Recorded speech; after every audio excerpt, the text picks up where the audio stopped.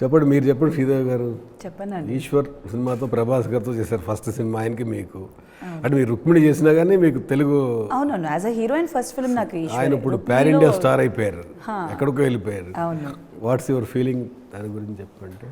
Very happy for him అండి. Of course అంటే ఇద్దరు కలిసి మా కెరియర్ని స్టార్ట్ చేసాం. So very very happy. ఇంత పెద్ద స్థాయికి వెళ్తారని అనుకోలేదు. డెఫినెట్గా is going to be a big star అని అనుకున్నాం. We wished him all the very best.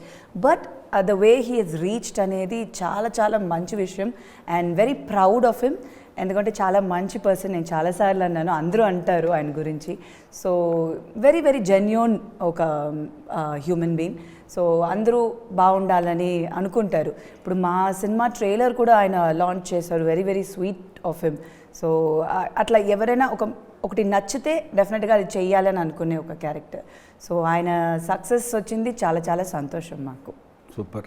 యాక్చువల్గా శ్రీదేవి గారు ఒక హీరోయిన్ మన దగ్గర చేసి హీరోయిన్గా బయటకు వెళ్ళిపోయి మళ్ళీ వస్తే ఇక్కడ వెంటనే సిస్టర్ క్యారెక్టర్, వదిన క్యారెక్టర్, కొన్ని క్యారెక్టర్స్ రెడీగా ఉంటాయి.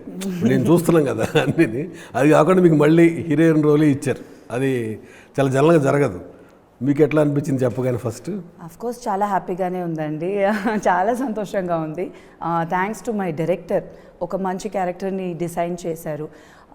Actually according to me heroine character అంటే ఏంటి, లైక్ జస్ట్ సాంగ్స్ డ్యూయట్ పాడాలి, లేకపోతే యూనో ఆ లవ్ ఇంట్రెస్ట్ ఉంటేనే హీరోయిన్ అని కాదు. మంచి క్యారెక్టర్ చేసే ప్రతి యాక్టర్కి వాళ్ళ క్యారెక్టర్ మంచి క్యారెక్టర్ ఉంటే that is what is important as an actor. So అది ఏ క్యారెక్టర్ అయినా సరే మనం సినిమాలో మన వల్ల ఏదైనా ఒక ఇంపార్టెన్స్ ఉండాలి. So that is what I believe in. So ఇదే చేయాలి అదే చేయాలని అట్లా ఏం లేదు. But definitely I'm thankful to my director and producers. ఒక నాకు మళ్ళీ తిరిగి వచ్చినప్పుడు నాకు ఆ ప్లాట్ఫామ్ని క్రియేట్ చేసి ఇచ్చారు. So personally I'm very very happy అండి. వేరే డైరెక్టర్స్ అని మీరు అప్రోచ్ చేయరా వేరే క్యారెక్టర్స్ కోసం? ఈ సినిమాకు ముందా అండి? నేను ఫ్యూ స్క్రిప్ట్స్ విన్నానండి, బట్ అప్పుడు ఒప్పుకోలేదు. But definitely I don't know, the gap was not plan చేసి తీసిన గ్యాప్ అయితే కాదు. మేబీ ముందు వేరేదైనా ఎక్సైటింగ్గా వచ్చుంటే ముందే నేను చేస్తుంటానేమో. సో సినిమా చేయకూడదు ఇప్పుడే చేయాలి అట్లాంటి ప్లానింగ్ అయితే లేదు.